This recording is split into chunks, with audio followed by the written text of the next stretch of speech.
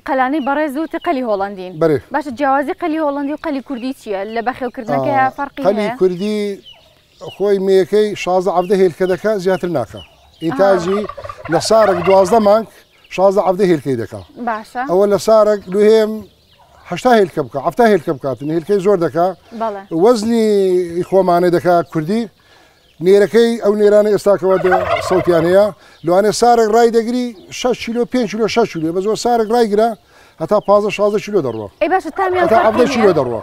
تامیان فەرقی نییە؟ تامیان ئەگەر بە خۆماڵی بە گەنم و دانوێرەی خۆماڵی بەخێوکەی تامیان یەکە. زۆر باشە ئەگەر علەفی نەدەیێ دووسکەکە هیچ کوێ بێ بەس مهمەوەیە خواردنی خۆماڵی خواردنی ئەوە جا و گژ و جا و وێنجە و گەنم و ئەو شتانەی بدێ تامی وەک خۆمانە هیچ فەرقی نییە. مام عەلی ئەو خواردنی ئەم قەلانە چیان ئەیتێ و بە پێی تەمەنەکەی ئایا خواردنەکەی ڕاستە ئەو بەچکانەوەشی تازە دەرەسن لە هێلکە دەرەسن داهێنیەوە علەفی لە مەحمەلی لۆ دەینین علەفی ڕقەمیەک ڕقەمیەک هێلکەیان نایتێ کە بچووکن؟ نا ڕقەم علەفیان دەدەینێ علەفی خۆی هەیە علەفی علەشیش هەیە و علەفی مریشیش هەیە و جەمە جاروی مریشە دەنێ علیشی کەم دەست دەکەوێتن علەفی خاصی خۆی علەفی مریشە دەنێ مریشی دەوازن ڕقەم یەکەی لۆ دەینین هەتا مانگێک لە دوای مانگەک ئەیکەینە ڕقەم دوو مانگێک دوو مانجکەش مانگێک عین ڕقەم دوێ دەنێت لە دواییدا ڕقەم سێ دەکەی ڕقەم سێ ئەوە بە علەفی ئەگە بتەوێ بیکێ خۆماڵی و گۆشتەکەی خۆشببی گەنمی بدێ وەکو